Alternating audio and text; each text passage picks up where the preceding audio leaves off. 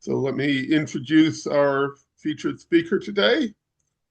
Scott Douglas Jacobsen is a journalist. He's the editor and publisher of Insight. He's written for a number of humanist and free thought publications, Free Inquiry, Humanist Perspectives. I'm not going to name them all. Uh, but he's been a war correspondent in the Ukraine, which is where he comes to us from today. So, Scott, take it away. Hello. Just as a preface to start, does anyone have any opening questions for me before I sort of give a picture of the general context here? Doing that? Okay. Yes, so I've been here. This is my third trip. The first trip I went with the Romanian Humanist Fraternity. I went through basically the south and east along the front line cities. To give it context, the front line of Ukraine right now is approximately 1,250 kilometers, if I have it right. And so this is an enormously long border fight. And basically, something that has changed since those first two trips in 2023 and 2024 has been basically the drone warfare has ramped up significantly. Most of the drones produced for Ukraine are produced domestically now, and most of the casualties, i.e., soldiers on the Russian side, I believe on the Ukrainian side as well, are primarily due to drones.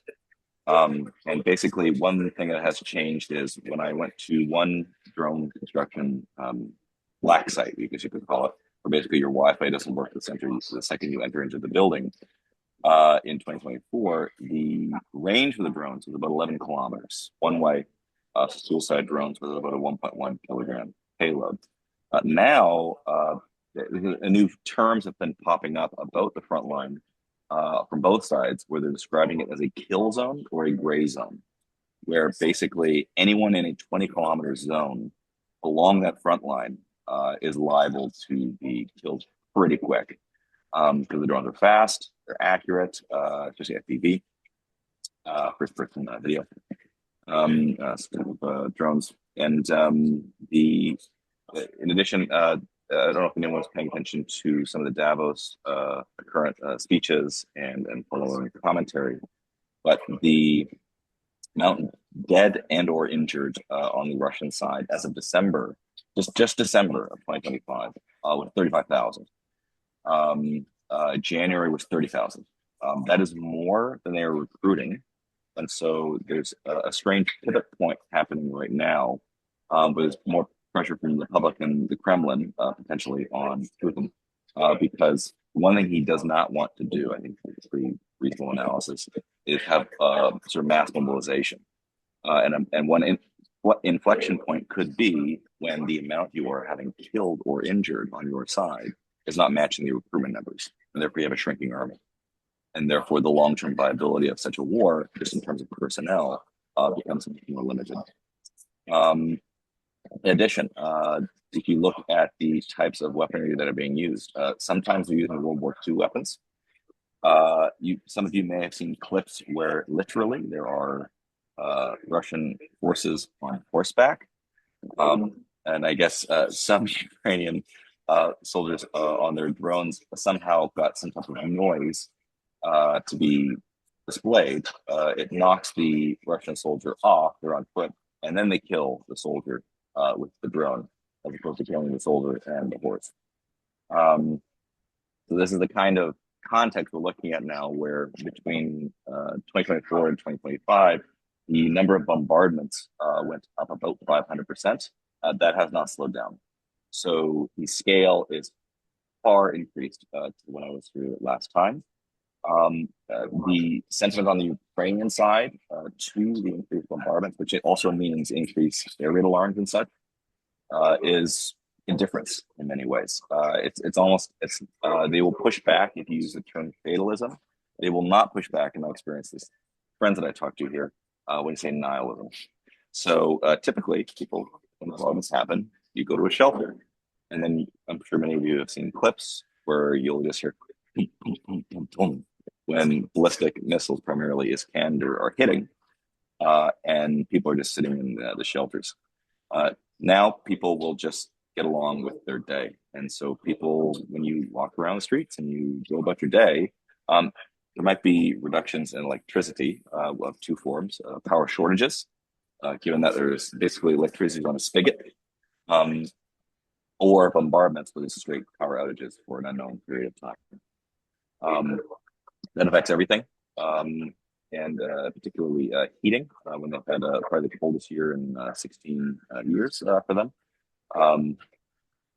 And so that indifference, when I walk around, it sometimes comes up in dark humor, and it does rub off on you. And so when I talk to family, they ask how I am. I say, "Oh, the weather's great. It's cloudy with a chance of missile, and fireworks are to die for here." But it's just to sort of get the humor, and then it's my way of emotionally comforting family, just making them laugh and sort of be distracted from the reality of the situation.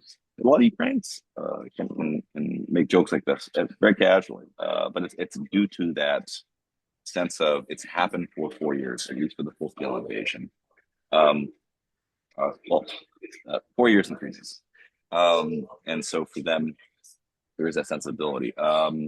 I would say, in talking to Ukrainians, another nuance in the sentiment that I've gathered in a few weeks, as this fourth week here, has been in Western Ukraine, particularly, and in Central Ukraine. Um, there is a significant negative sentiment towards Russians. I think that's fair. The reason I point out Western and Central is because on the eastern fronts and occupied territories, the Donbass, Crimea, Luhansk, Donetsk, temporarily occupied territories, we don't know. There is a dearth of information about what's going on. But in Central and Western, also there is a substantial number, and has been before the war, Ukrainian speaking and Ukrainian background citizens. And so Russian speaking and Russian background was already in place for being seen as other. And now, with them sort of being sort of a long-term aggressor, that sentiment has increased even more. Regards to the electricity and travels, I was going to go through. Typically, you can't fly in, except maybe that one Air India flight that flew through this for some weird reason. And so you have to either go through, you have to land to a contiguous state and then bus in. So I was going to do like the other trips where I go to Chisinau, Moldova, and then you bus through Odessa and you go to Kyiv. And you can take a Flixbus. And it's very affordable. I don't know how it's so affordable. I would assume that we get danger pay or something, but it is what it is. But the Russians started bombing the bridges quite significantly in Odessa. I guess it's trying to cut off certain trade routes and supply routes. And so I was like, okay, I'm not going to start dangerous. I'll get to dangerous later. So I landed in Krakow, Poland, stayed there for a couple of days, and then went off to Lviv in Western Ukraine. I hadn't been to that city, and that's a very important city with regards to Ukraine, particularly for Western audiences and for internally to the country. Internally to the country, because it has the most, it's harboring the most of those who have been internally displaced people in Ukraine, which is hundreds of thousands.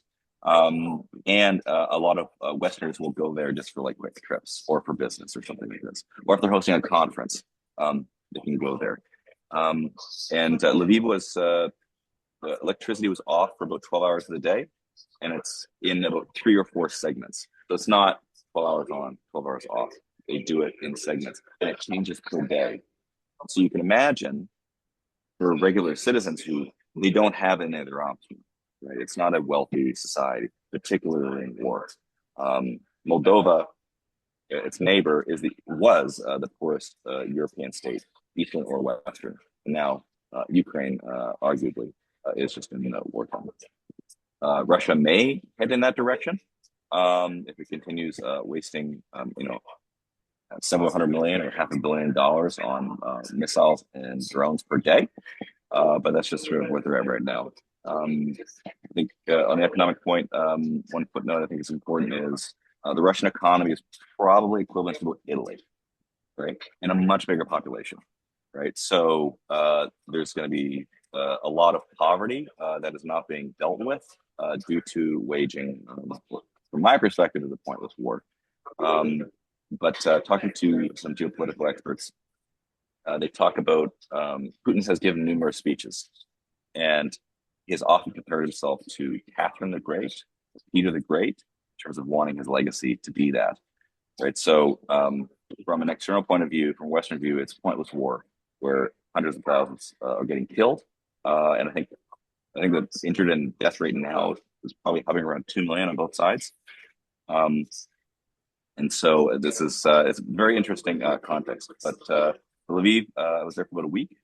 Got used to the power spigots again. Got my power banks and then headed off to Kiev. And so now I'm entering my third week here. I was listening. The inspiration for this particular trip, I think it's important to touch on, is there's a Nobel Peace Prize winner, Alexander Matvichuk. If you only know Nobel Peace Prize winner that they have in their history was in 2022 for the Center for Civil Liberties. And in late 2025, she was noting that talking about humanitarian aid is important, but military aid is important. Knowing the number of personnel killed, equipment destroyed, and so on are important. However, it's really crucial to make sure that the human stories don't become statistics. And that is very easy, particularly if things drag out. Western interest declines. Journalists leave. I may be the only, as far as I know, Canadian journalist in this city. I was talking to the president of the National Union of Journalists yesterday, and he said the only name that came to mind for him was Mark McKinnon. And so I have Mark's number, so I text him. I say, "Hey, Mark, are you in Kiev?" He's like, "No." so, he's gonna be here in late March, maybe. So there's not a lot of us here. And generally speaking, people who find out you are a journalist, they tend to be pretty grateful for you being here and doing the reportage, because for them, financial aid, military, humanitarian, depends on the word getting out from us in many ways. And the stuff that we do as journalists does count. Sometimes it can kind of feel like you're just putting out these interviews. Primarily, I do long form interviews, but articles, investigative pieces, opinion pieces, and so on. And it can feel like you're just doing this futile little drop of water into this massive ocean of information space that we live in now. But then you learn. 2025, American humanitarian and military aid went to basically zero. It dropped over 99%, if not 100%, last year. And then the Europeans had to take that baton, but their additional support did not make up that gap. And so therefore, humanitarian aid is also declined for this year into 2025. With regards to that, you do get, like now, targeting of energy grids. And if you don't have humanitarian aid, or just like heaters, or generators. Okay. I did a sort of long series on anti-Semitism recently, which is sort of a long problem. And the European continent is not foreign to that. And this the case that came out. There's a Holocaust survivor. Okay, so this woman survived the Holocaust. Ukrainian, lives in Kyiv. Cold snap hits, worse than 16 years. People find her. She froze to death. Right. So those kind of stories are common. And I remember when I first got here, I was just in a hostel, just sort of getting acquainted. Hostels are good for sometimes because you can interact with a wide range of people. The heater was broken. It was minus 19 Celsius. Okay, that was a cold night, but that's that when it was super cold, that was a regular occurrence. Alexander Matvichuk, when she was saying that about focusing on human stories, that struck me as not the word. I think it resonated with me. I think she's a very smart lady, and it was a very good point that she made.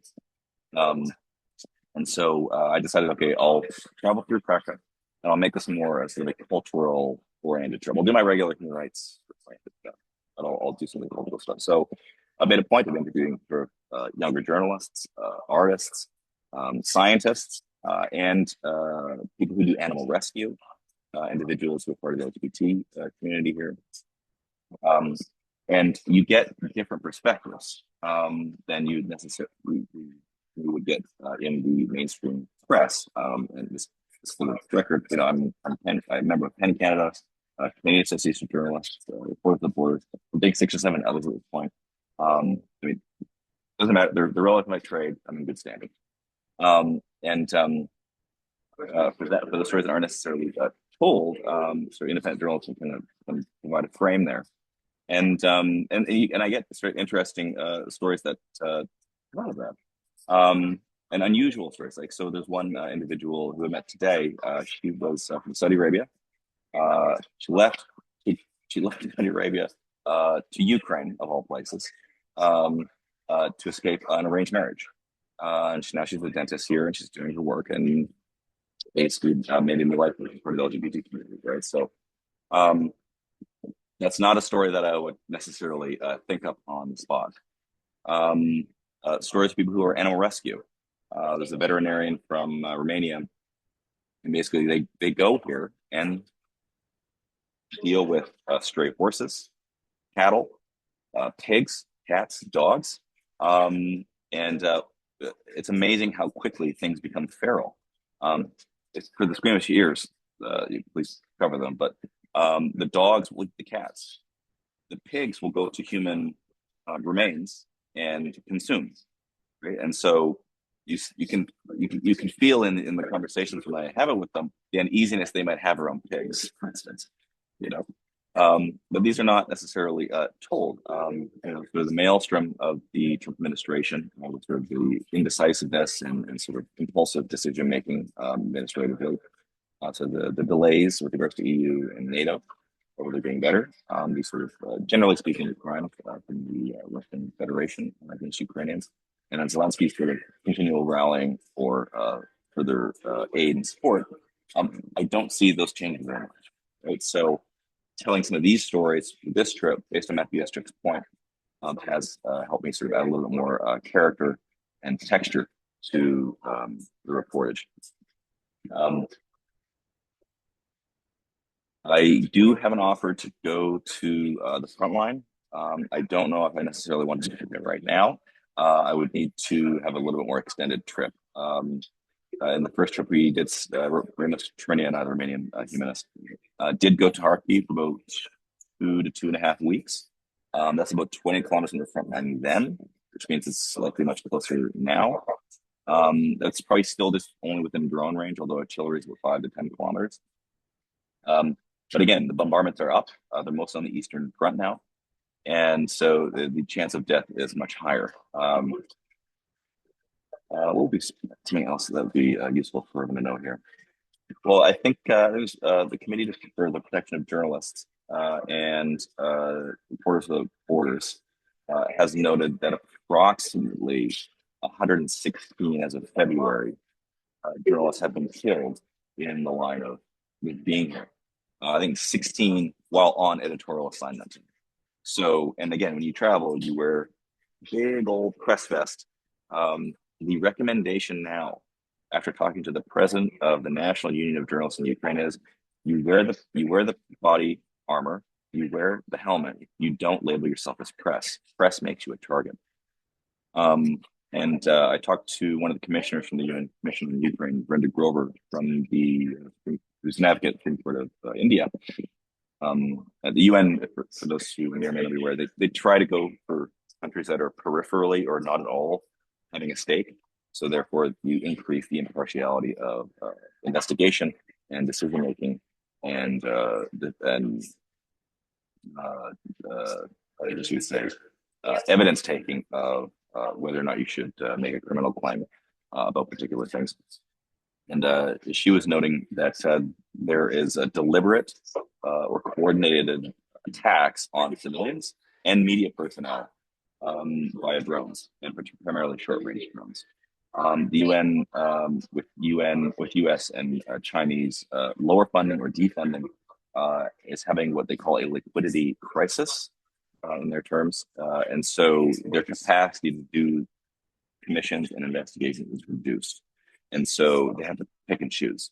But the ones they could investigate properly found that as of November last year, to the civilian and media personnel point, the Dnieper River along a 300-kilometer stretch, so about a quarter of the front line, on the left bank, there's been short-range drone systematic targeting of civilians and media personnel. So if I went there for the press fest, I would be liable to be killed.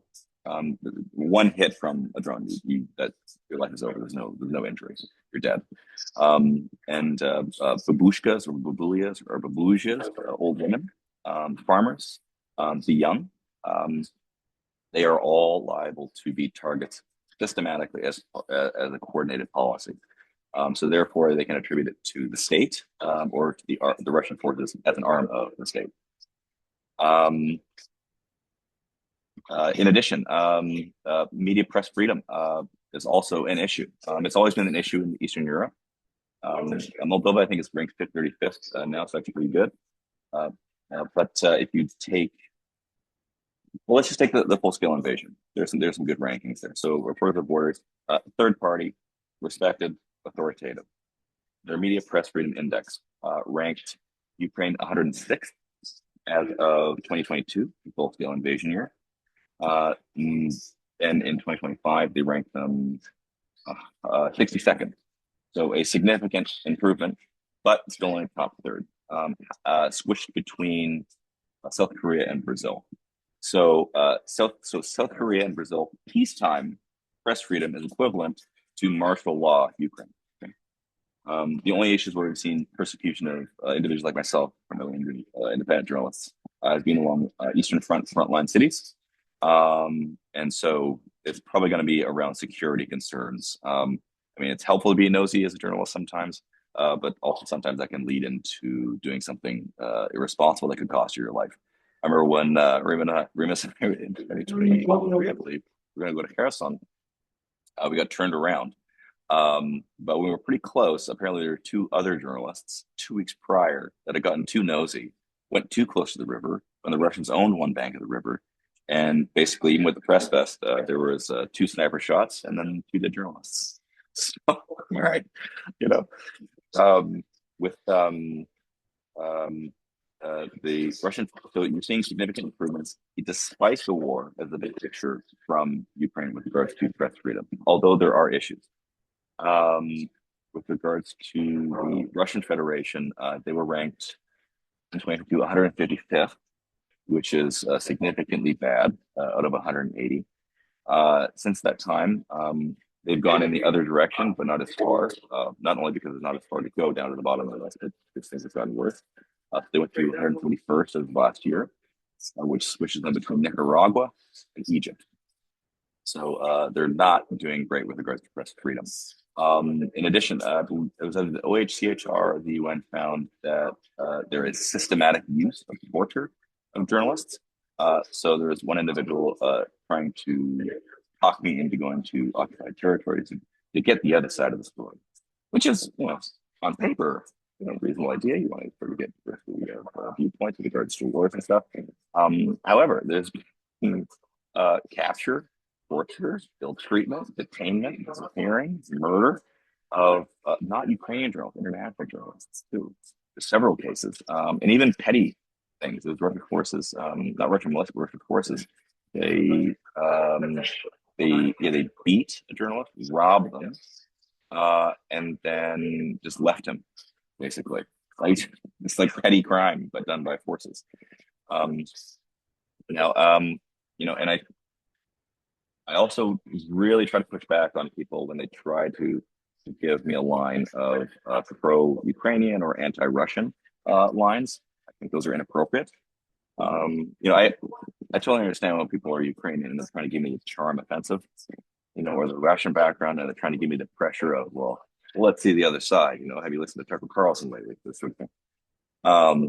But it's like I'm not here pro-Ukrainian or anti-Russian. I'm of the UNESCO view that Ukrainian culture and Russian culture are separate from regimes or governments, and therefore they should be respected as such. However, I am aware of the media freedom problems and the risk for journalists coming there to the tune of 116 dead. That's not counting tortured, detained, harassed, stalked, which, by the way, almost all journalists I know, the women journalists I know, typically they get the same things the men do, but it's sexualized in nature. And so it's sort of a gendered orientation on that. But I'll fit everyone else.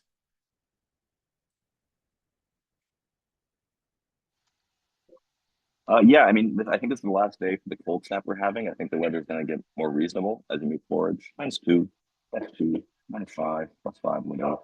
So spring is upon us. So in terms of attacks on energy grids, we are doing much better. But I think it's really, really good that I stay here longer than other trips, and that I will be staying here as long as I can, because it's good to suffer with everyone. The sleep deprivation, the tiredness, the low-level stress, it's constant, where you don't eat sometimes till 3 p.m. and you realize, oh, I haven't eaten all day, right? You don't realize how on alert your nervous system is until you get home. And usually takes about a week or two to get back to normal sleep patterns, and maybe about a month to get sort of back to normal levels of anxiety. If you want to know the experience of bombardments, let's say even if you have noise canceling headphones and you're not going to go to a shelter, you're lying down, trying to sleep, you will see a bright, bright flash, and that's a ballistic missile. And then if you take your headphones off, you'll basically hear the air raid alarms, like those World War II movies, same sound. And then you'll start hearing the drones come. The Shahed drones are slower, but still very fast. And you can. I was staying in a high-rise friend's apartment for a night, and all you hear is this, and then I hear above me. It's basically like a lawnmower in the sky. That's all I can really describe it as. And that's a Shahed drone. They're very loud. Drones are they're not quiet. They're not built for stealth. They're built to inflict terror and to murder. And so, and that's, I mean, we've had a few nights where it's been pretty okay here in Kyiv. But for many cities, it's every day at night during curfew, or sometimes during the day. Even when I was on my way here, I was just taking a Bolt, the equivalent of Uber in Canada, or Uber. Yeah, and I kind of look at the driver look at me like, oh, another air raid alarm.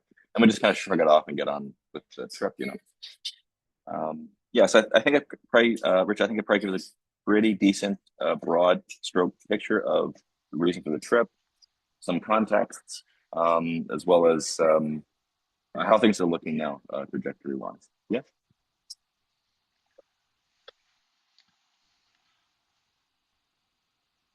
Moses, you're muted.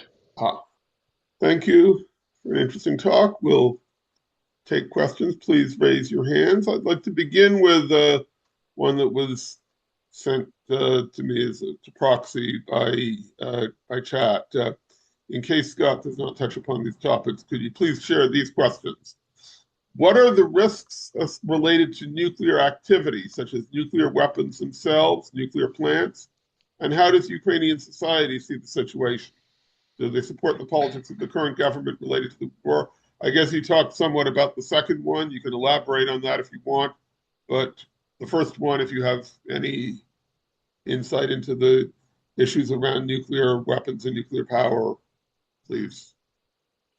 Yeah, that's a huge question, and very complicated. So in 2024, I haven't released the video and photographs and findings so far, but there are decommissioned nuclear sites from in Ukraine. I mean, you go to basically a landfill of old Soviet rusted, missiles and tanks and ATVs and so on. You go into a bunker.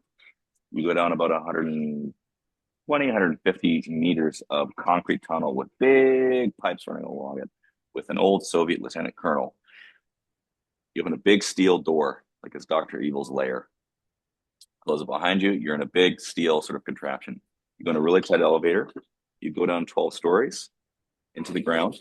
and now you're in the control room where they would basically have preparations to launch nuclear weapons. For those who may not be aware, Ukraine was the third largest nuclear power outside of the United States and Russia. Part of sort of the deal for security guarantees from our states and the retraction and collapse of the Soviet Union was denuclearization of Ukraine. So they did. Now their old Soviet brethren annexed territory and invaded them. And then the Americans failed to keep their security guarantees, right? So that is a double betrayal. So in terms of civilian, military, and administration perspectives, we will cede no territory. I understand that.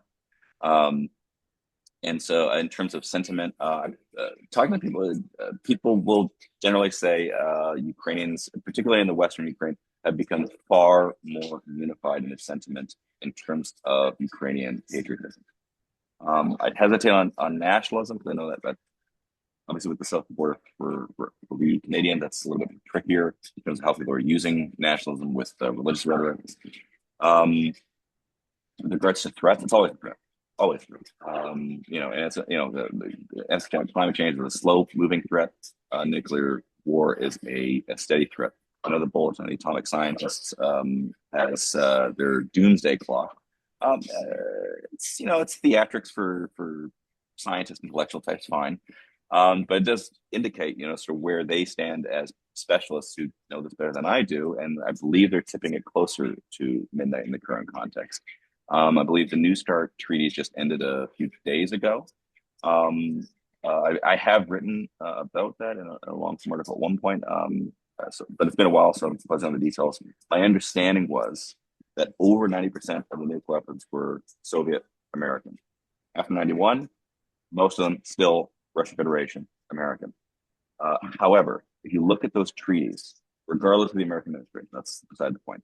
The treaties, when they're put in place, they did reduce overall nuclear weapons numbers. So they may seem symbolic, however, they do work. There is historical proof for that. Next question. Okay, thank you. Michelle.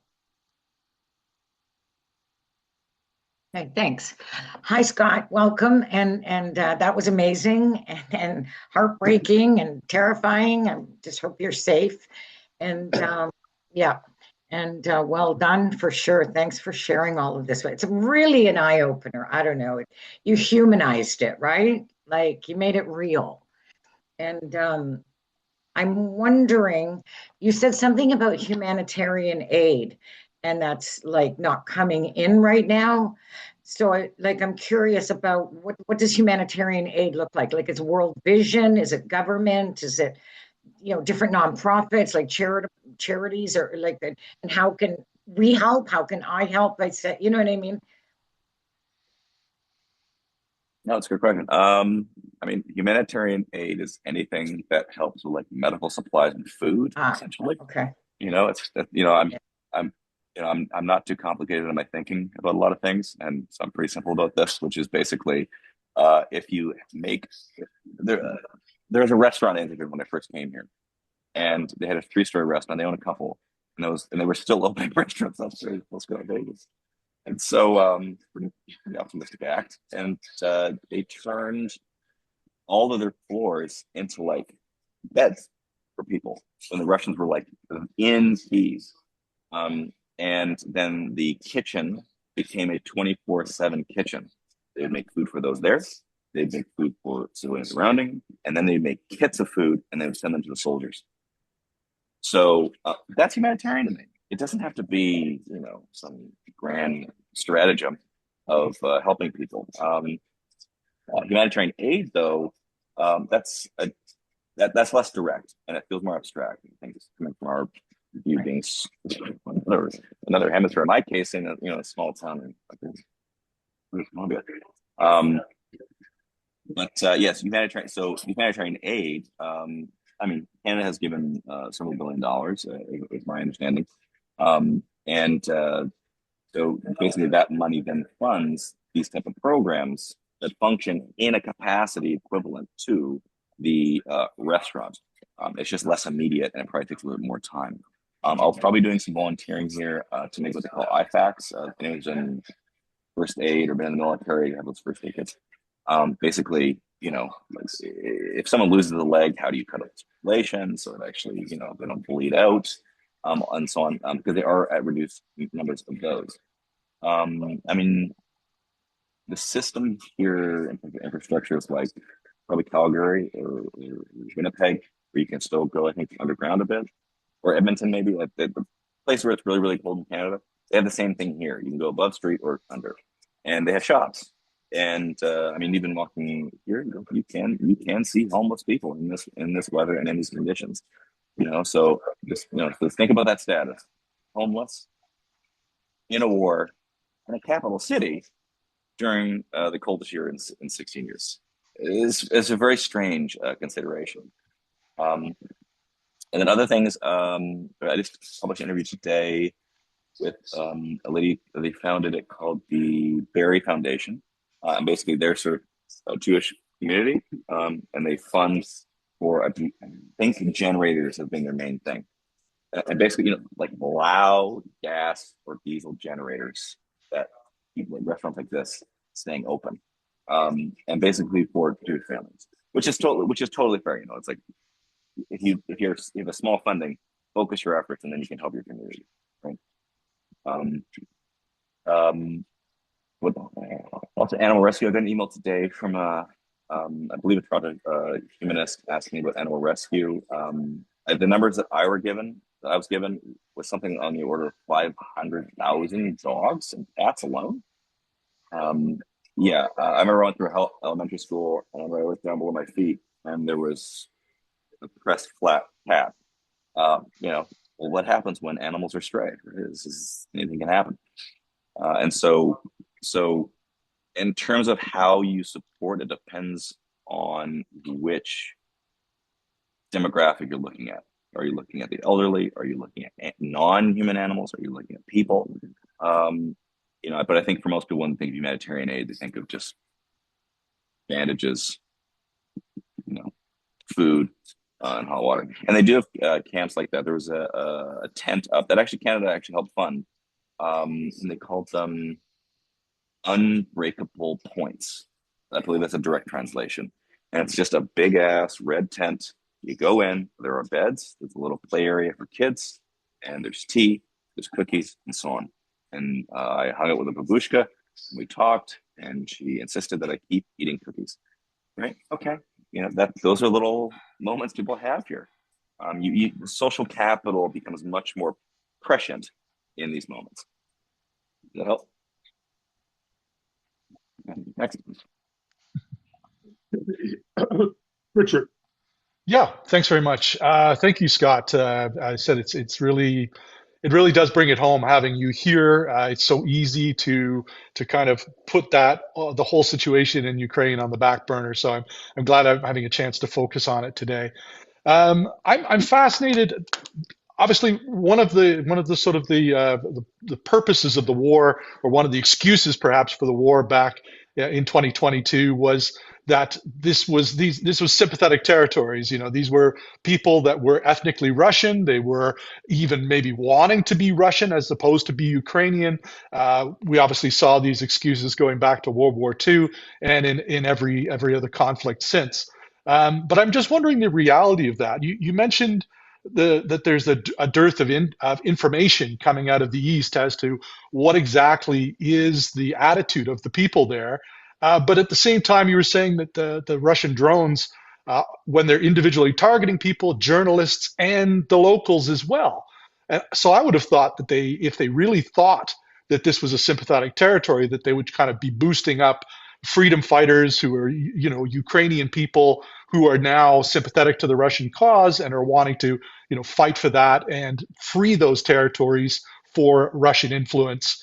And so I'm wondering, and if obviously the Ukraine government doesn't seem interested in ceding those territories in any way, and so it seems like they believe that those are Ukrainian citizens who are loyal to Ukrainian cause and want to maintain those current borders. So I'm just wondering, what do you see as the actual situation in the battleground, essentially, for the people that are actually there, are they Russian sympathetic? Are they wanting to be Russian citizens and freed up from the Ukraine, or is that really just all a smokescreen? People wanted to become an American citizen. What do? They move to America. The basic premise of this entire war is simple. Okay, a UN member state, the Russian Federation, annexed and aggressed upon another member state, Ukraine. In international humanitarian law and international law, that is a human rights violation.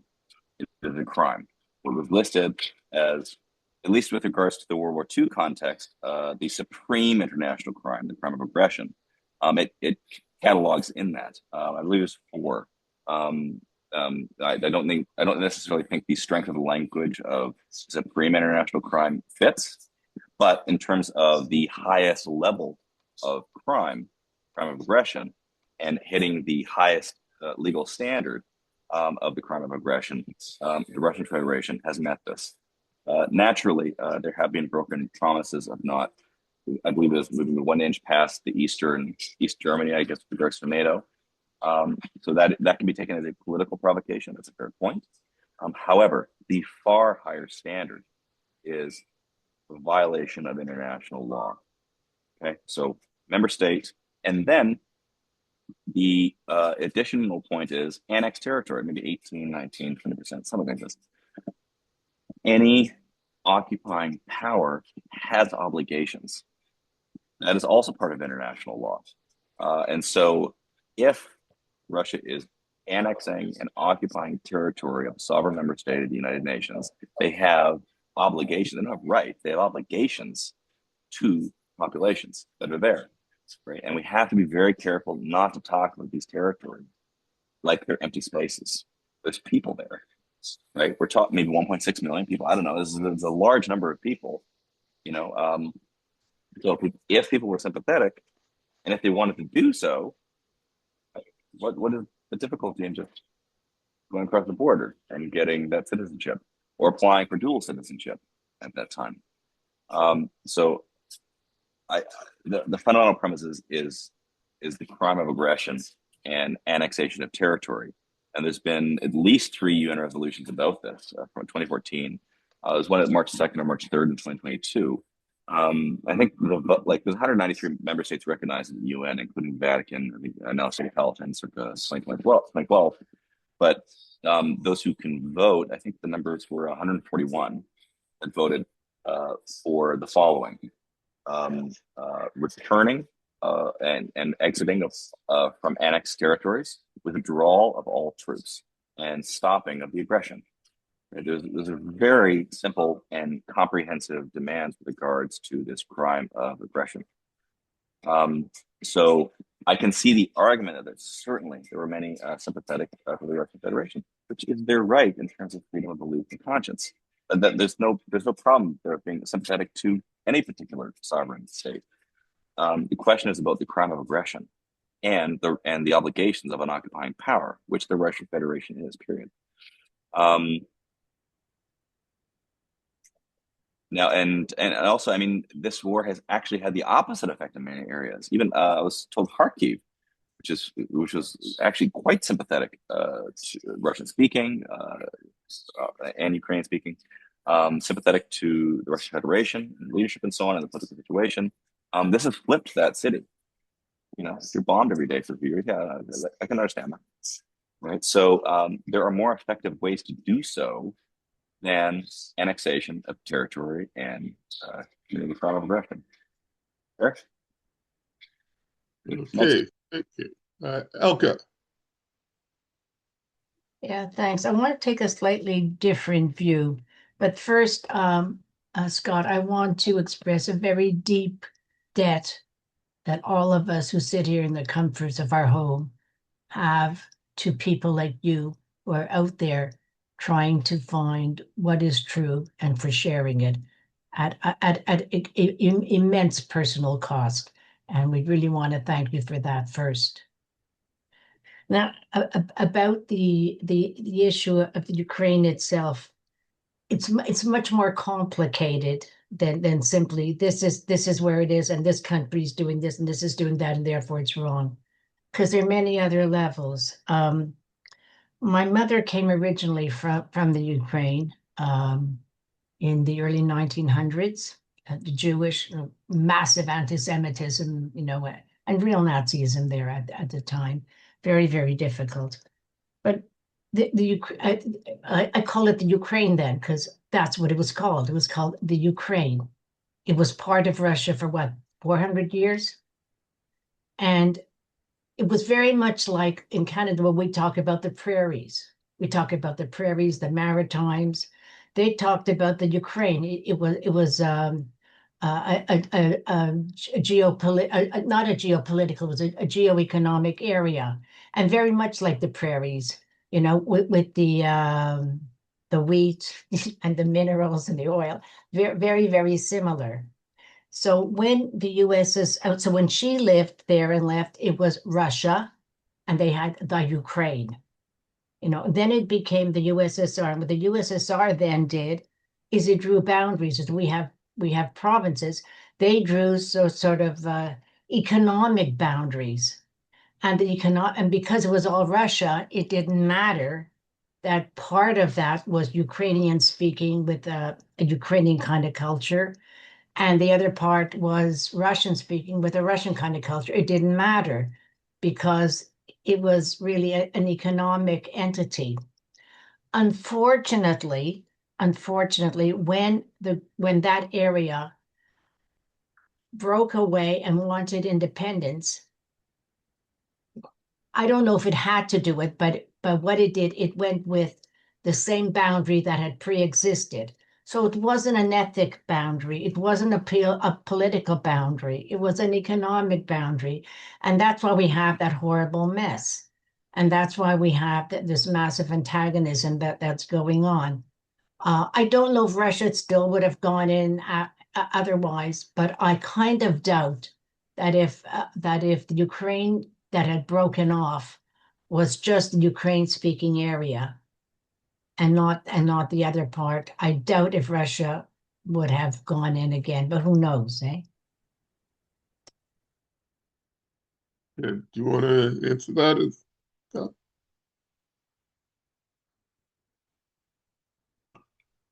I don't see Scott. Did we lose him?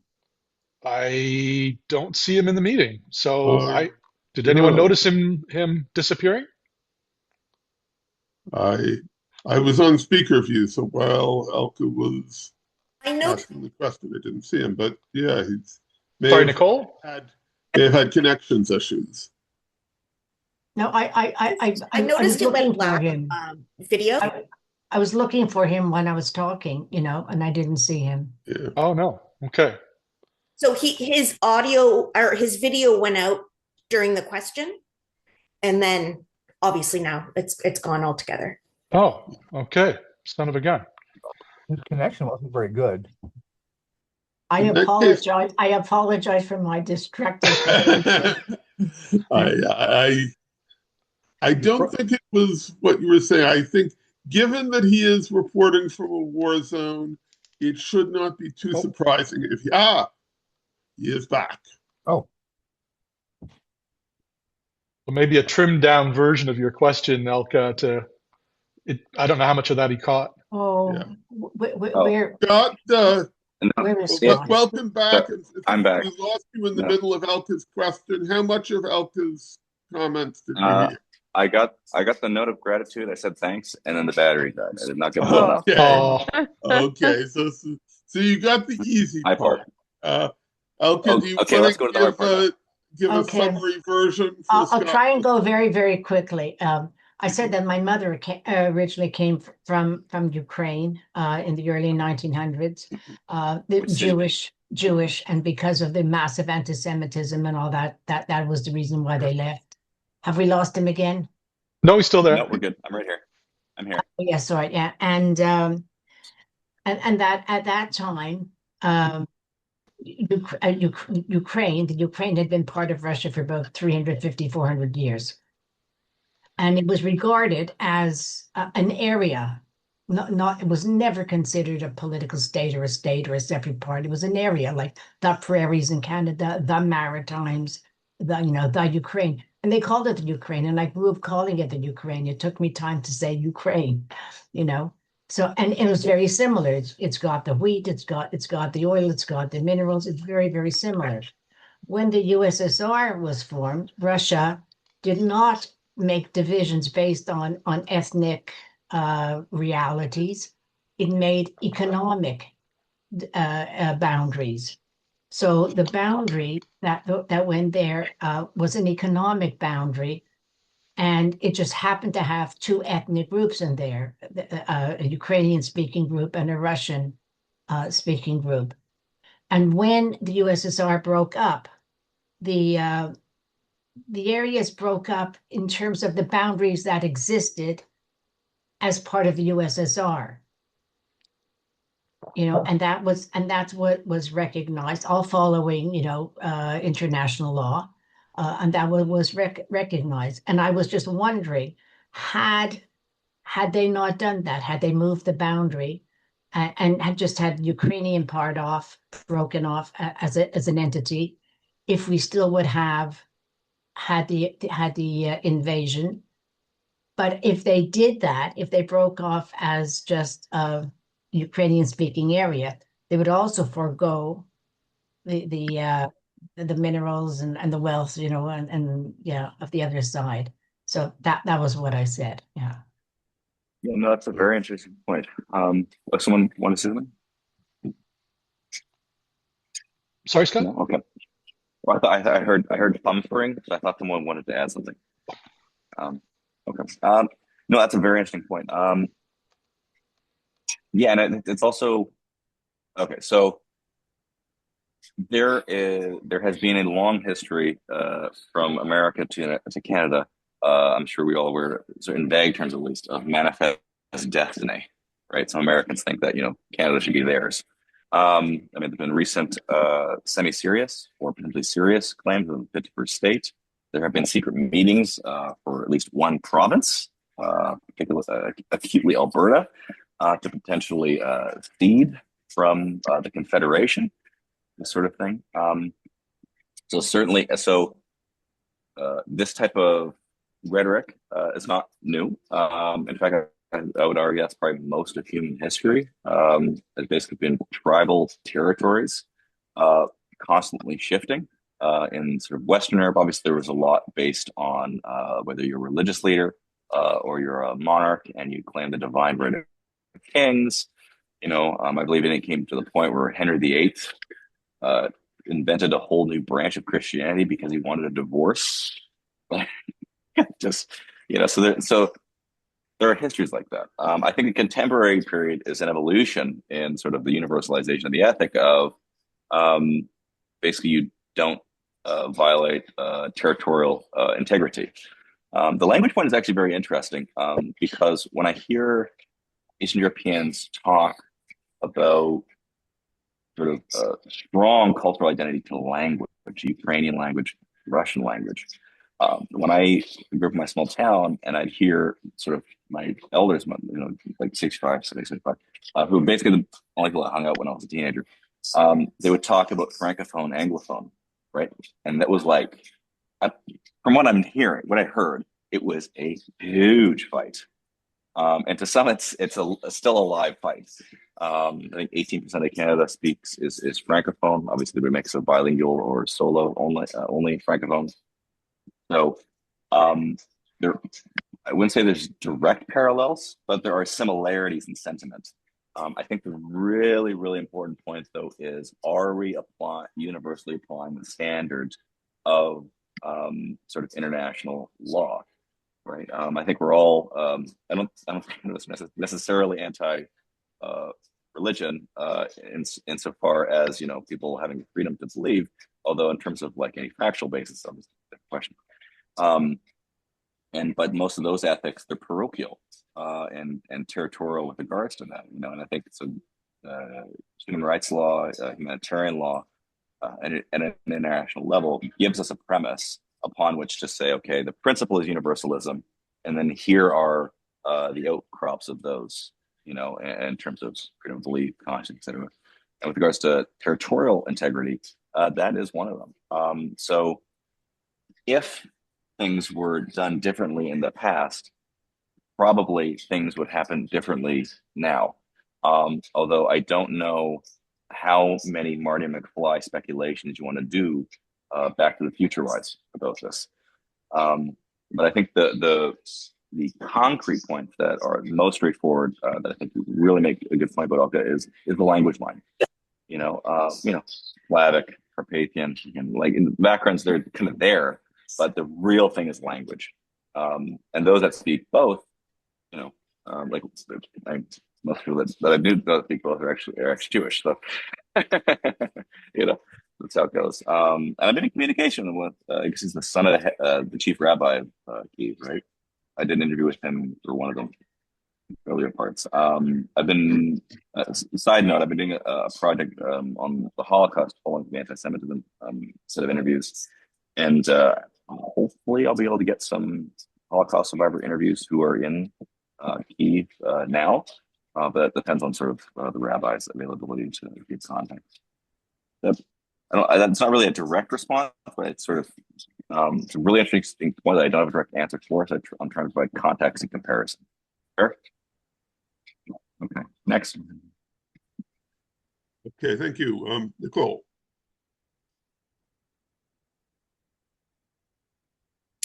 Hello, Scott, and thank you, thank you, thank you. Could you talk about the economy?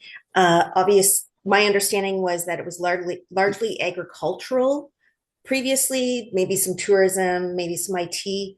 So shifts in the economy, and then kind of linking into that, discuss their current state of IT and their connection to the outside world. Yeah, great question. So as you might imagine, tourism is a little lower. It's to the aforementioned weather and to die for fireworks. Maybe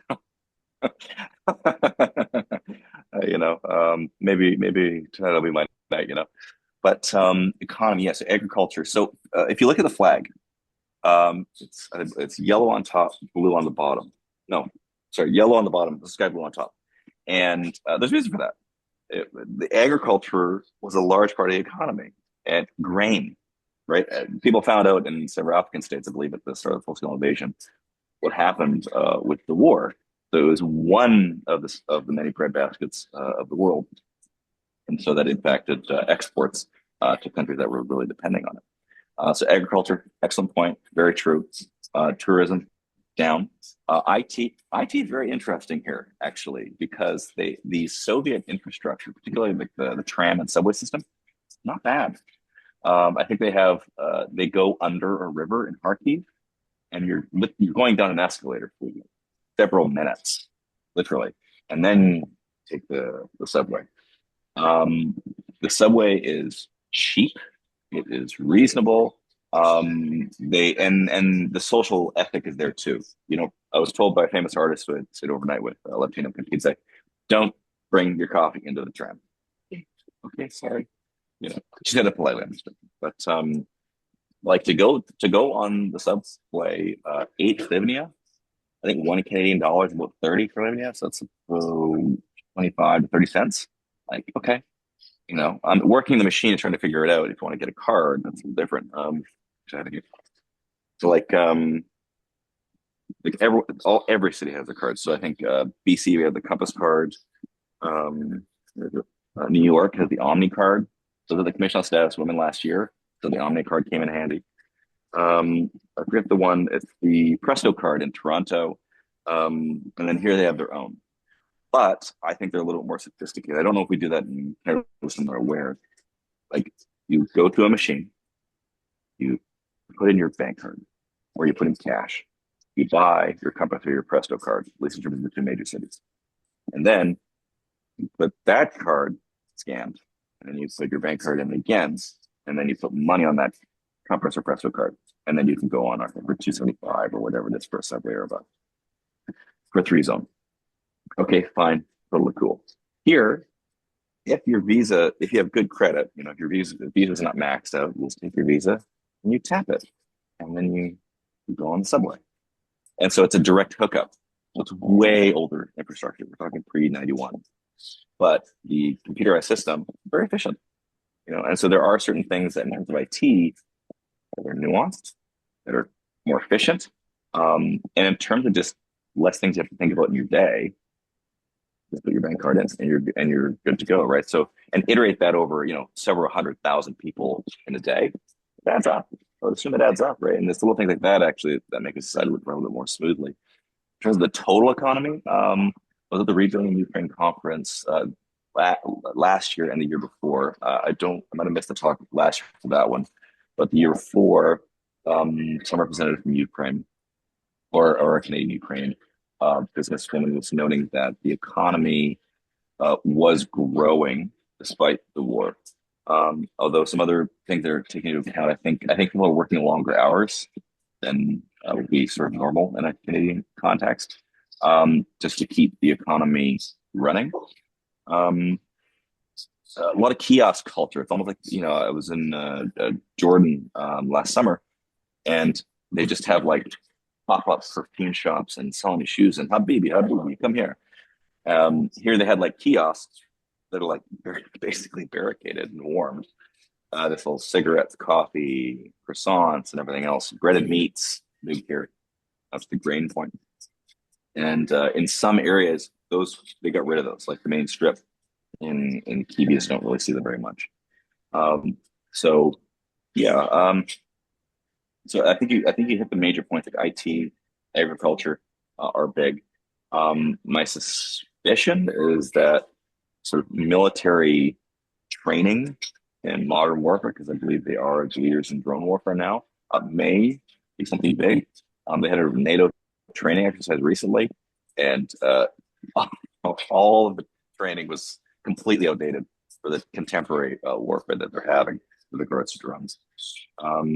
Americans are probably still leading in that area, like Palantir and all these other big military contractors. But yeah, I mean, and a lot of service economy too, huge service economy.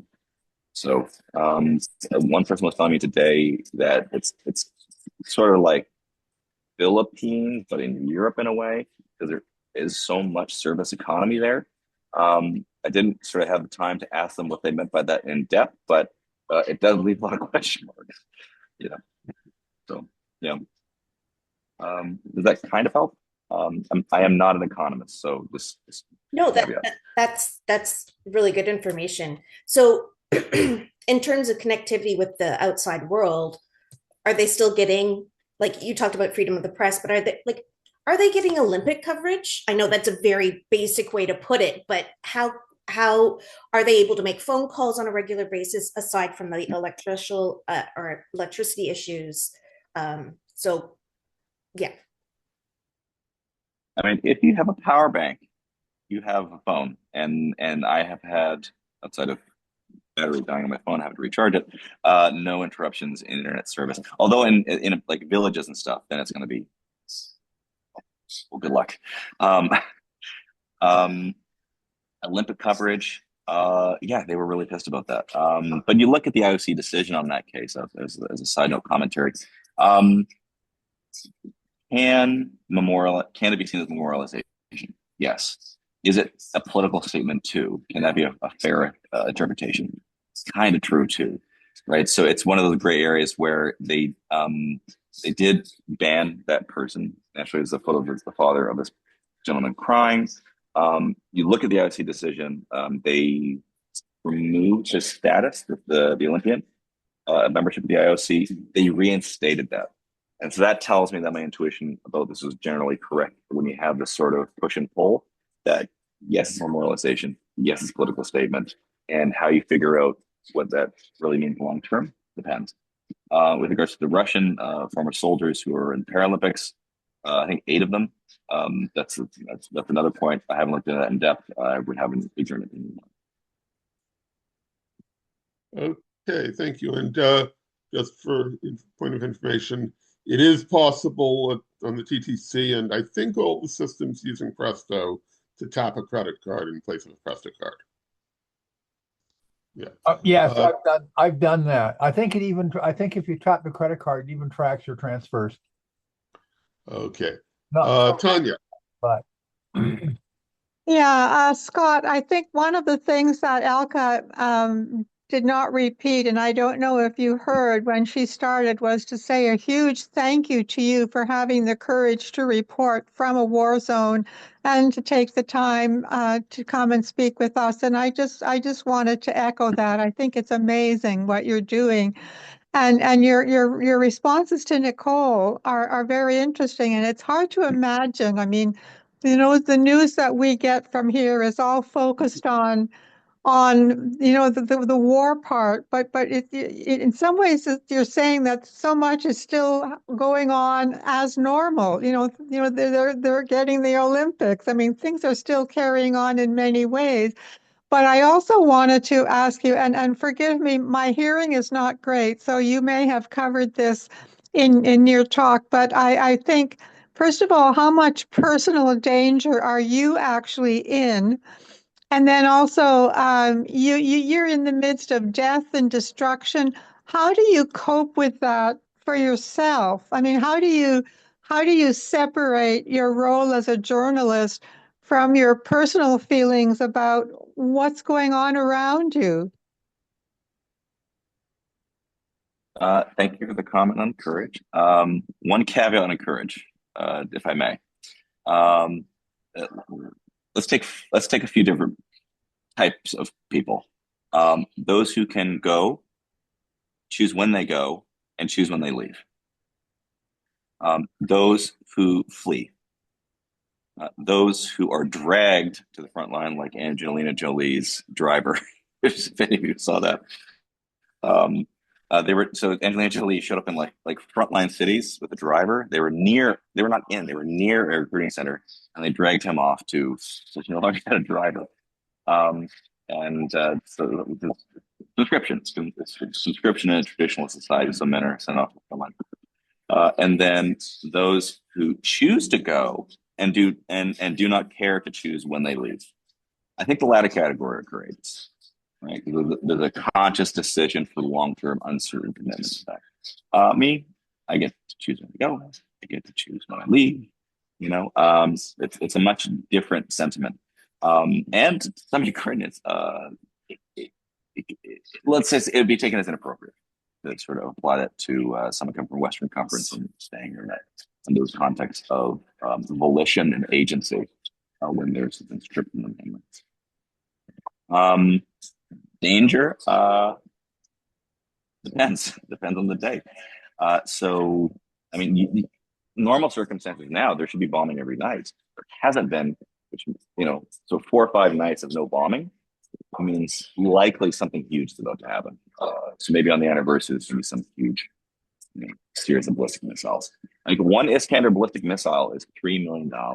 That's right, and they might destroy half a building or kill 2 people. You know, I think there's a few like a week or something ago. There was a dad and his 3 kids were killed.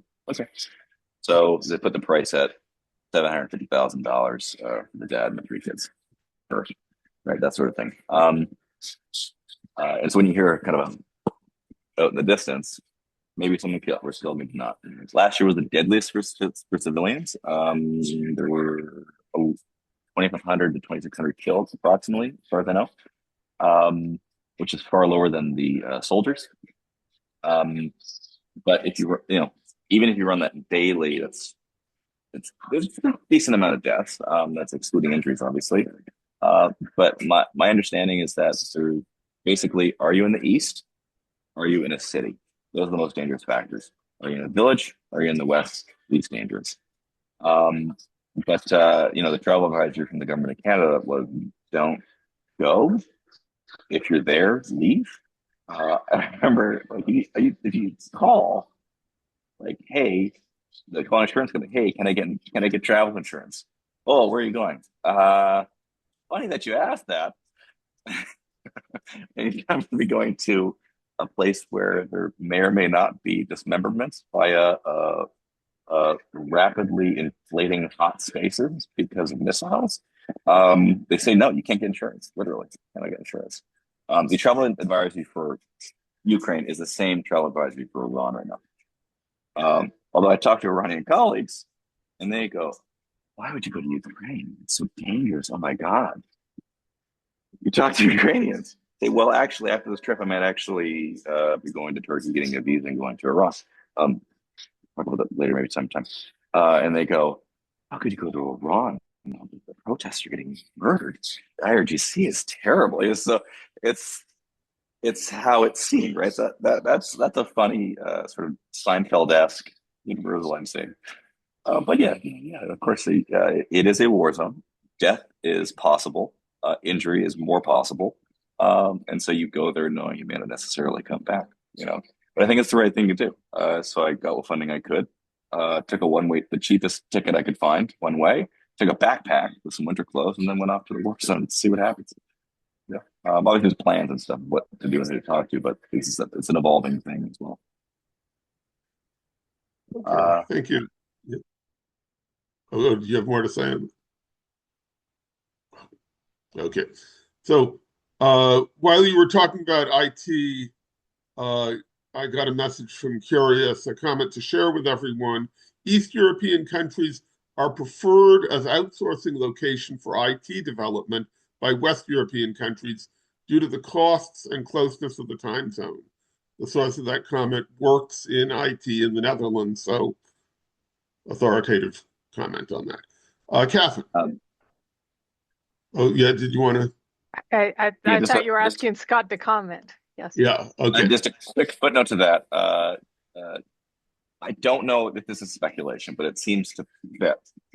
If you're really good with IT in Eastern Europe, and Western Europeans and probably others are sending it to these areas, they're definitely tech savvy. Also, some of the best hackers are in Eastern Europe as well, right? So I don't think it's an accident. It's in demand. Okay, thank you. Catherine. Okay, two completely unrelated questions. The first is, do you have any personal connection with Ukraine, like Ukrainian background, or is this just something you fell into? That's the first and easy one. The second one is there an end in sight? Like, how do you get any insight as to how this can end after 4 years? Also very good questions. So I did my 23andMe. So I have no Ukrainian background. In fact, they did updates recently, so they have 6 times more fidelity on the data. 0.2% Russian. Okay. But but my primary background is Dutch, North German, Norwegian, Danish, Finnish, Swedish, 7% French, I think 1% English, something like that. And so no Ukrainian background. I keep getting asked by Jewish friends and colleagues pretty consistently, "Are you Jewish?" Because Jacobsen is a very Jewish background name. In 1810 in Germany, the founder of Reform Judaism was Israel Jacobsen, an S-O-N, not an S-E-N. And so maybe, although I don't know. In terms of an end in sight, I and the others are skeptical of the Board of Peace. I don't know if a Board of Peace being filled with theocrats, autocrats, authoritarians, and lunatics is necessarily your best bet for long-lasting peace. Maybe by accident, but yes, a broken clock can be right twice a day. In terms of the UN has been defunded largely, starting with Trump administration.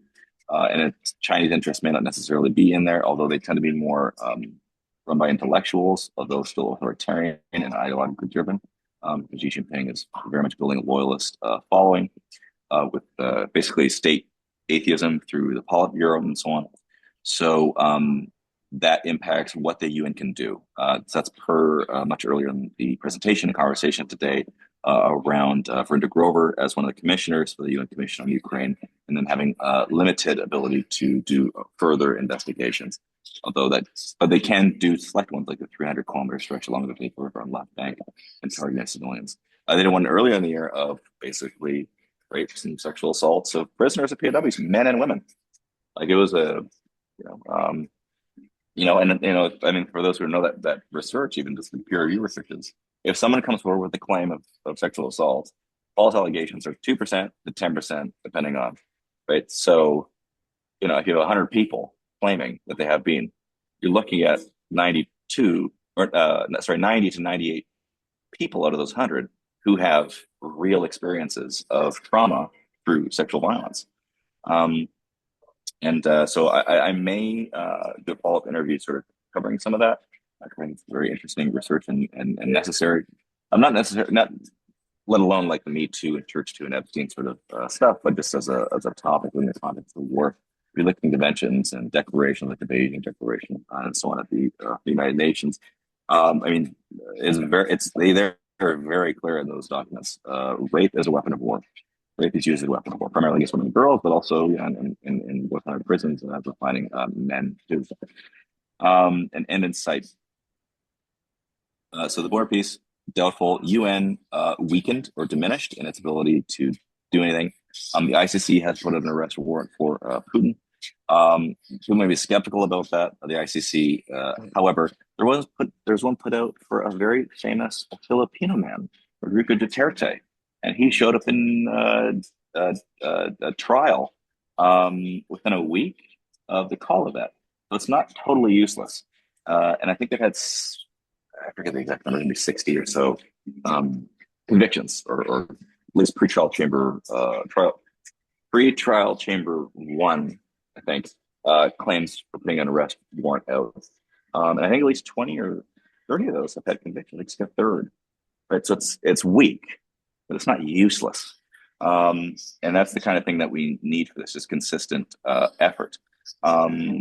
Putin, I don't think he's an idiot. I think he is strategic, but I think he's kind of got himself dragged into a long war. And what is the out for him? If they have achieved none of their political objectives, the Kremlin are not going to accept this. The population, even to state surveys after 2022, accepted the full-scale invasion at 65%. So even in a totally controlled media system, mostly, 155th at that time, 170 personnel to 180 on media press, only 65% were okay with it, right? So that is quite indicative. And so many Russians maybe ask themselves, what are we getting at this at the end of the day? Because the whole idea is fighting neo-Nazis, liberating territories, and so on and so forth. The ironic point is, if you look at preliminary that I've looked at, it appears to be that neo-Nazis are increasing in Russia. So does that mean Poland and Romania can invade them now to liberate them? I don't know when the end of this war is. We all know that Trump had his parade on his birthday, like Kim Jong-un, in June last year. Well, when does he want the peace to be established? He wants it to be established in June. My suspicion is he wants to have it on his birthday. So maybe there was some extra push there. I think Zelensky's main orientation, again, an imperfect figure, is that there are that the sooner is better for Ukrainians, longer is better for Russians, because the way they're fighting is happening is attrition.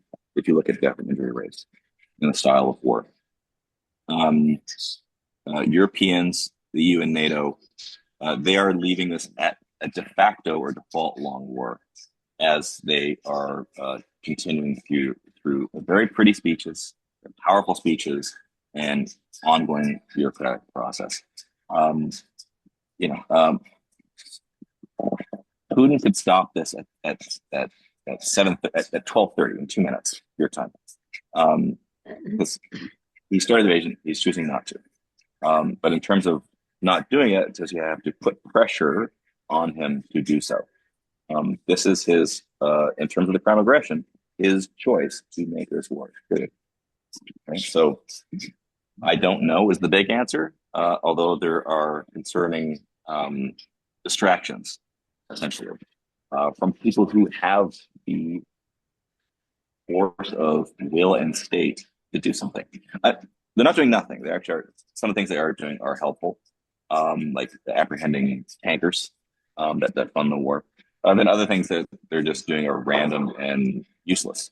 Calling Greenland, Iceland, talking about annexing Greenland, 50% state, Gulf of Mexico's Gulf of America, and apprehending Maduro out of Venezuela and so on.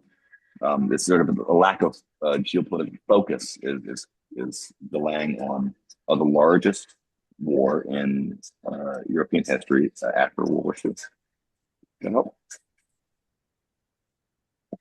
Okay, Thank thank you. you. Robert. Hi there, Scott. Just want to say again, thank you for talking. As somebody with an old and dusty journalism degree, I really appreciate journalists doing reporting around the world, especially in this age of seems to be concentrating effort against journalists and discrediting the whole industry. Two questions. Any thoughts as to why you said Russia is using old equipment? Are they out of newer equipment? Are they maybe saving it for other fronts and such like? And what do people in general think about a larger war in Europe spreading? Well, the war in Ukraine spreading, another state maybe taking action somewhere else, maybe not in Ukraine, and or even around the world, people being emboldened, state actors around the world being emboldened to do their own territorial grabs or what have you. So kind of two interrelated questions there, I hope. Thanks a lot. Yeah, if I understand it correctly, I mean, I was after the World Humanist Congress in Luxembourg last year. I went to Strasbourg at the launch of the European Secularist Network or something. Went to Lithuania after that, and I was hanging out with the Lithuanian skeptics and humanist groups who were there. And one of their leaders had actually gone through conscription. They were part of the army, right? So they reintroduced this in a contiguous state. So terrors are raising on Eastern European, Central European countries based on the mass of war happening right next door. Drones have gone into sovereign territory. Poland, that's a big example. And that does have effect. I believe now President Tusk has said that he's going to provide, I think actually might have actually even signed a drone construction deal with Ukrainians, right? Which is going to be beneficial for Ukrainians just in terms of supplies, beneficial for Polish military too, because they don't know how to operate these things to the extent that Ukrainians do. In terms of spilling, I think spilling over is a risk of any war, especially long war. And the way we get it in the Western media typically, or what's called Western media, we get Israel, Palestine, and Russia, Ukraine. Those are basically the big wars that we focus on. But there are massive wars. Sudan. And I just did an interview. I submitted an interview this morning on that, and massive humanitarian problem. Collapsing states and stuff like this. 2022 to 2022, recent in Ethiopia, conservative estimates are domestically 600,000 dead. Right. So this is there's an Ethiopian guy. He's on the board of Penn County. He's sort of informed me of this. And I didn't know. So I wasn't critically minded enough to pay attention, and those wars could spill out. I think big regional wars typically happen when you have a lot of small wars, and then they sort of have a conflation effect. I guess World War I and World War II were sort of indicative of that. And you take the numbers. I mean, there's just it's not even directly comparable to even what we have now, which is bad. I think the Soviets lost at least 20 million fighting the National Socialists of Germany at the time. I don't think these leaders were necessarily sane, but the numbers are highly indicative of a scale of not contemporary, but modern industrial warfare, where human bodies are just basically pulp. So yeah, the risk of spreading, I think that's always a thing. In the same way, now that we have nuclear weapons, countries are going to want them for mutual deterrence, so we don't have based on mutual assured self-destruction. I think during the atheist period, there were some not unreasonable comments around the fact that, okay, mutual self-destruction, yeah. What happens if the ideology of the state is, no, we want to go to heaven, and we want to take you with us, you know, this sort of thing. I mean, if you get them in like a regional war, yeah, okay, a lot of people will die. And if you have weapons that are insanely destructive, that's these thermonuclear weapons, and so on. I think there's the modern versions. They don't leave any radiative aftermath. But you could also have, I think what we're seeing now is lone wolf terrorism in sort of more developed Anglosphere societies.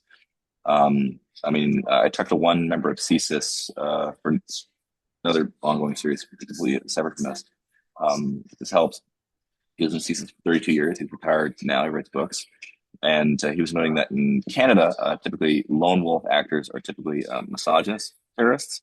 So the Polytechnic is one example. I don't know the details fully of the Tumbling Bridge thing, but that's typically what we see in Canada in terms of actually doing killings. Misogynist lone wolf violence. The Islamists are the most that plot the most, and then the most that get thwarted. In America, it's far right terrorism, typically white nationalists and so on. That tends to be number one. Islamists is number two, right? So we can't soft pedal on it. I have to be very clear. But a lot of the terrorism internationally that comes out of Islamism is typically the branch of Salafi Wahhabi Islam coming out of Saudi Arabia. So you're not getting, don't get mad at your local Sufi. What I'm saying. Yeah, so risk is always there, and it's akin to other significant issues around any arms. Cool. Okay, thank you. And brief. Hi there. Well, thank you, Scott, for being here, and I wish you and everybody, safety. I have three questions. Okay, so one, I thought that April, March 2014, that's when officially the Ukrainian banks were pulled out of Crimea with the annexation. But I heard that it was actually happening in the early 2000s and inward. And then the limiting of internet and banking, and suddenly, MasterCards, Visas, they don't work, the bank cards, and then suddenly all these new places just started opening up. One, so is that true? The people talking to me are saying that it happened way earlier than this.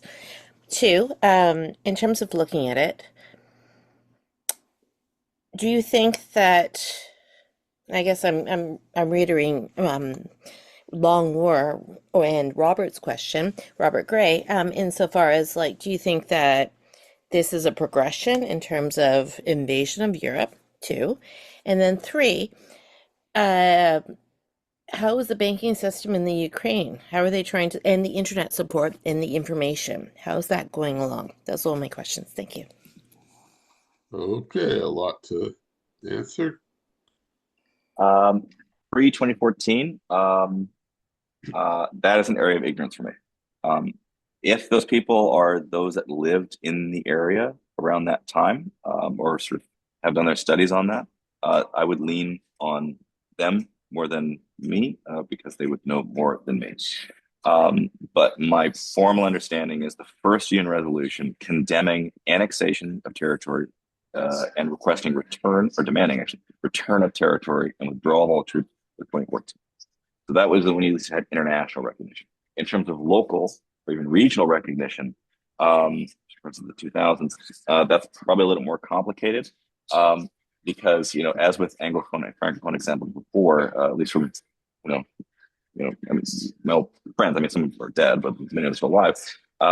Basically, there was linguistic based antipathy, and so there you could have some of more local things about it, right? Where some might be seeing Ukrainian as a superior sort of language, and others might be seeing Russian, and then they give their historical reasons for this. But in terms of that particular context, I would have to lean on them, because I don't know enough about that period. So that's an area for, as every paper presentation at a conference says, a further discussion and exploration and research. I can send you links. Please do, yeah. And what else? Can you repeat the latter question, please? Okay, there's three. So in terms of, I was told it started happening in the early 2000s, and then it was a gross incriminant, and it's a long-term war. and that the banking system, yeah, that's when it completely fell. But it was way before that, that like the visas, nothing else worked. And then suddenly all these mysterious banking things that nobody knew of, but they knew their banking cards, the visas, and everything else failed. That was number one. Number two, the long-term war, in terms of, do you think they're going to progress to Robert Gray's question, like progress, like this is an invasion for all of Europe? And then three, in terms of just the strategic thing, I guess the big question is like, is there a nuclear option people are considering right now? To be direct. I mean, yeah, I mean, so to the latter point first, I mean, they denuclearized based on security guarantees, and then they were double betrayed, right? They Our had former most of Soviet it though. brethren. And Yeah, yeah, and Zelensky like really regrets that because they had like a huge store in the world, right? Number three. yeah, yeah, yeah. On the again on the sort of well, like the I mean, the pre-Zelensky, far predating the pre-Zelensky era, even the pre-Maidan protests in 2014. That, yeah, I mean, well, okay. So at the Rebuilding Ukraine conference, I interviewed a Finnish guy, former banker. Okay, thanks for the. He's now in forestry, so they have to get sappers, deminers, to demine areas where forests are, and then they can chop down the trees in some parts of Ukraine, and it's still profitable to do that as a whole process. He was telling me that when he was a banker, that it's like 2 decades ago, more than, and that corruption was incredibly high in Ukraine. It's decreased, akin to decrease in media repression. But if there were issues around banking, it seems like a reasonable guess that corruption might have been involved in some of those banking issues. In addition, Russia does engage in cyber warfare, has for a long time. Banking issues could have been around hacking as well. But again, non-expert, not specialist, lean on your colleagues who know more than I do with regards to that. But corruption in Eastern Europe is a significant issue. I mean, Zelensky's close lifelong friend is a good example recently, but it was an independent investigation. So it's concerning, but it's also showing that they're combating it. And they have they used to be around like Sudan and Nigeria, basically. Now they're probably around 100 less, I heard. But I'd have to double check on the corruption index.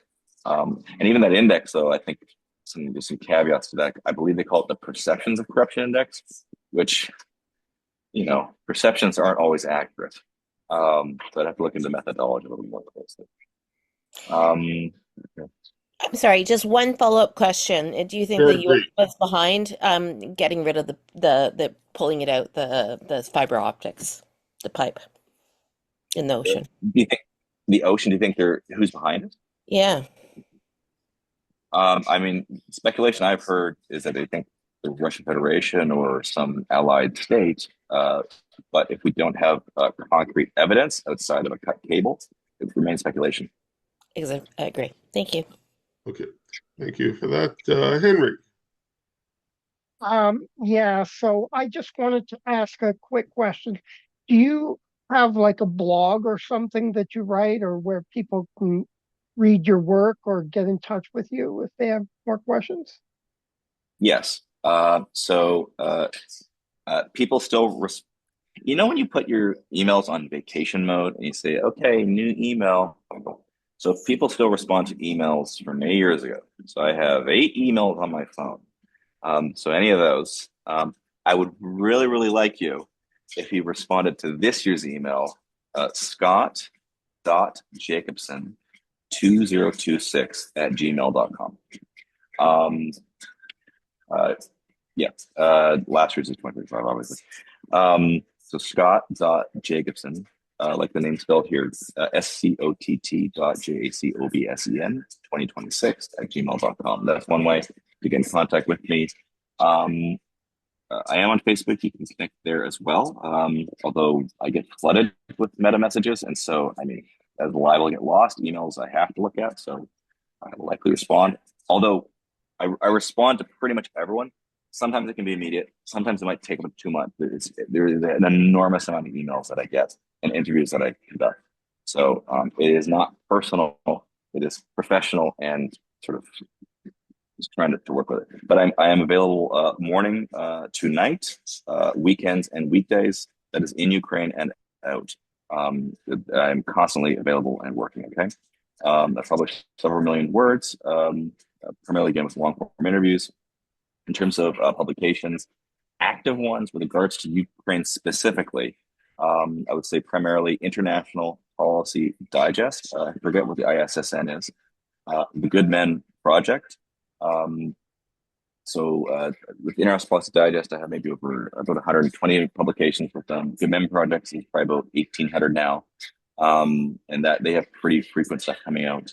A Further Inquiry. I had one caveat. So I mistyped a free inquiry, and now people think I write for a free inquiry. I have not submitted to them. I don't want to give a false impression. I'd love to. I'm happy to. If editors want to contact me, go ahead. But A Further Inquiry, I've probably put it around a centrist publication, Substack. I think we're just about 600 subscribers. And the way subscribers work on Substack, it's basically exponential. So 600 means about mid-range. The big ones are several 10,000. I've maybe done 300 articles with them, but primarily for their inquiry, I do like lifestyle and finance stuff. So I don't know if you're really into that. There's a lot of others, but like the Basic Income Earth Network, there's no Ukraine stuff there. Although UBI makes sense. The Humanist, that's once a month, once every 2 months, and that's I think the last name was Andrian, Carl Seglin's widow. But no Ukraine stuff specifically there. I have one with Remus Chernia, an update, but I don't know if they're going to put that on an expedite or not, because the Americans have a lot more urgent issues around patients. And there's a few. Send me an email. I'll be happy to give you a list. You can go to in-site, S-I-G-H-T, publishing.com. Look for a tab that says, I think, chronology, something like that. And then it'll say Jacobsen Bank. There you'll find every single publication and every single article ever published over however many years, archived very, very judiciously when I used to work at a horse farm and I was doing equestrian journalism. Okay. I had free time. And I was living in a barn apartment, and it was between tractor driving, feeding horses, and landscaping. That's the one. Thank you, Mother. Okay, thanks. Okay. Thank you. Thank you. A couple of questions we have time for. Nicole? So I think we've gotten a good understanding of Ukraine, and you spoke about the balance between your reporting between Russia and the Ukraine. So I hope you can answer this. It seems like when we're talking about, and the big we, Russia and Putin, those two words are often used interchangeably. How much of this war is Putin and how much of it is Russia? If Putin died right now of a heart attack, is Russia going to completely go in a different direction? So, my current understanding of Russian politics is not up to date. So, an understanding of that, I think, could be helpful. No, excellent points. I think we in sort of Western countries do use them interchangeably, right? Because it's almost it personalizes the state with a personality that's already seen as per fundamental attribution error intrinsically evil, right? So it can reduce cognitive load, helps with cognitive closure, and gives a nice simple narrative. And I just don't think that fits. I believe I made a point earlier about pro-Ukrainian, anti-Russian. Some people try to give me the charm offensive. Some people give me the narrative pressure offensive. In terms of trying to influence the narrative, that does happen certainly. But I think I try to reemphasize that I'm here. My stance is human rights, generally speaking. Although I'm not a human rights lawyer. But in that way, you have sort of a consistent standard of application insofar as is possible given other constraints. And so we do conflate Putin and Russia. They should not be conflated. Putin is separate from Russia, although much of the state apparatus is at his behest. I don't think he's a great guy. I think even Noam Chomsky, Noam Chomsky, he's American, but his background is Russian Jewish, right? Even he would be saying, that life under Putin's Russia would be harsh, brutal, and stark. And different than some of the general non-authoritarian Eastern Europe, which is generally austere in its orientation. You keep things sort of simple and clean in terms of external presentation, how you run your life. In terms of that survey at 65%, proving full-scale invasion after full-scale invasion, maybe that's a number, maybe it's not. But it shows. But you can make an argument that even with an authoritarian state with high media control and internal censorship, 65%, 2/3 is the number they give. That means not everyone. Therefore, you cannot make that absolute categorical argument. Maybe you can make a slightly statistical argument. To some Ukrainians you talk to, they're tired of the bombing, and due to exhaustion and losing loved ones, they may feel that way, and I understand that. Objectively, though, you cannot equate the two, right? So it's a separation between understanding the sentiment, and you let them express themselves, and you leave it. But in terms of the assessment, you can't. Putin is a war criminal. That is the ICC pre-trial chamber 1 decision. I believe you can find that through Amnesty International, Human Rights Watch, the UN Commission. Actually, and the thing is, the Russian Federation made allegations about Ukraine, which they're allowed to do. You need a third party to do investigations, like the UN Commission. So they did. They sent, they sent communiques, correspondences, letters to the Russian Federation 35 times, if I remember the number correctly from last November. All of them were unanswered. Right? So there's a lack of even engagement towards anything like accountability or getting a proper orientation on the allegations if they are substantive or not. And there have been Ukrainian war crimes. There were OHCHR found 26 POWs, 25 verified between 2022 and 2024 approximately. And Ukrainian forces murdered those POWs. That is a war crime. And that has to be taken into account, and that will have to be accounted for. 205 prisoners of war, Russian, were interviewed.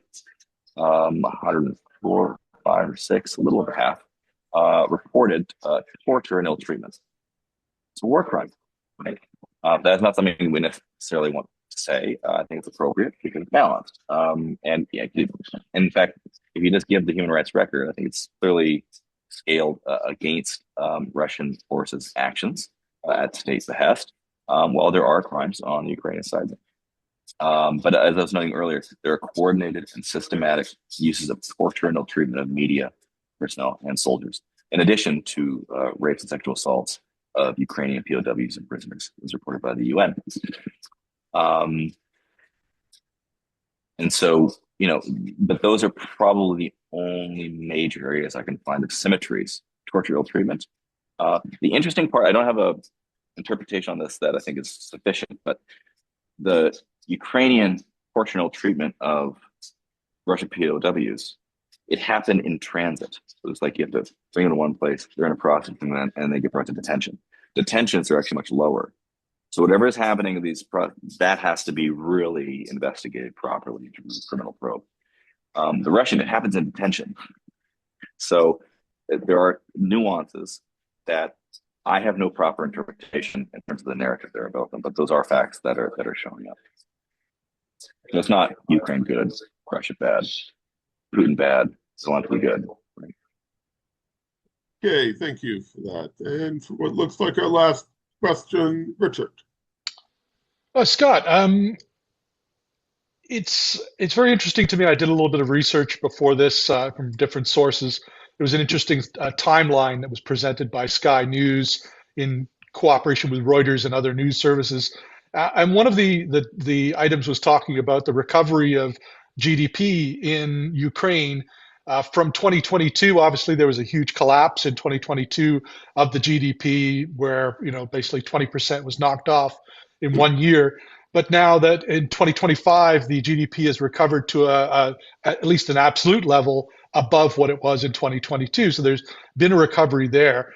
And apparently a big part of that is the defense industry, and that there will be actually, the government is starting to allow exports of weapons and services and military technology, et cetera, services from Ukraine to other states for the first time since the war started, and that those exports are expected to be $2 billion in 2026. So that's some interesting news there from the territory. It's like the economy is not in collapse, but I am wondering though, what does it mean that pretty much the entire economy or entire kind of the way people live is focused on the war? Or is there stuff that goes on that isn't focused on the war? And related to that, like food shortages, for instance, you said like food production has continued on in some sort of way, but it's been limited. Americano. But yeah, are they able to do the things of normal life, such as feeding themselves, etc.? And how is that contributing to their economic activity? Yeah, I mean, so that's what I thought was happening. Actually, what I was saying, yeah. So they are in fact doing exports to the tune of $2 billion. I mean, $2 billion is not a lot. I mean, in hryvnia, it's a huge amount of money. When I was at that black site for the construction of drones in 2024, $800 for a drone for the simplest quadcopter. And again, you're like a 3D printer plus some prefab parts, and you can send it off. The economy recovery, yeah, and that businesswoman at the Rebuild Ukraine conference in 2024 was noting exactly that point. So she was noting, so my indication at that point, although it's from a biased perspective, Ukrainian, Canadian alliance, and so on, that they were above recovery levels pre 2022 in terms of the economy. In terms of the war economy, yeah, well, there you go. I mean. That's interesting. I mean, there's some really interesting questions. Has anyone seen these Chinese drone parades are in the sky? So they do they'll form like a Pikachu shooting lightning, Pokemon, or like a Chinese dragon shooting a fireball or whatever. Okay, that's a very simple system. Extrapolate that with the processing power, the compute of 5-10 years from now. I could very easily see autonomous swarms of drones being part of the war economy. So I think even in this contemporary war, where in a NATO drill, they go, literally, one of the commanders was quoting saying, pardon the language, we're fucked, being out of date. So I think the characterization of the future, I think this also, like our iPhones, has a time limit. Things change so fast. So I would even see this $2 billion. So that's a temporary effect. And yeah, okay, certainly big empires like the Soviets and the Americans and so on, I think commit a lot of atrocities and crimes through a war economy and helping arms sales. But I don't know if that's a sustainable economy. So yes, it's helpful, but I see it more as temporary. And also, if they're doing it with Europeans, it helps them, I think, with NATO and EU integration, which many want, just for security. Well, it's for stop. Thank you. Okay, thank you, and thank you, everybody, for your questions. Let's all give Scott a round of applause, either virtual or auditory. Thanks, Scott. Okay. So just to let everybody know what's coming up, next week at the forum, we're going to have a discussion of maple washing, including a Buy Canadian show and tell. The week after that, the topic will be tipping culture. Everybody's welcome to these. You can also check out, if you haven't yet, the Hat Chat on Zoom every Wednesday evening, 6 o'clock until 7:30. And the second Monday of the month, so the next one is, I believe, March 9th, Beyond Believing at 7 p.m., or the fourth Friday of the month, which is this coming Friday, our social get-together at Sherry Distro. Have a good week, everybody. I'll see you all. I hope to see most of you next week. Steering committee members, I'll see you in about 10 minutes. And once again, thank you very much, Scott. Thank you, Scott. Thank you. Yeah, thanks, Scott. Thanks for coming. So, thanks so much. Best of luck. Thank you. Yes. Thank you very much, Cheers. Scott, and we wish you the best and your safety for everybody. Absolutely. Thank you very much. Appreciate it.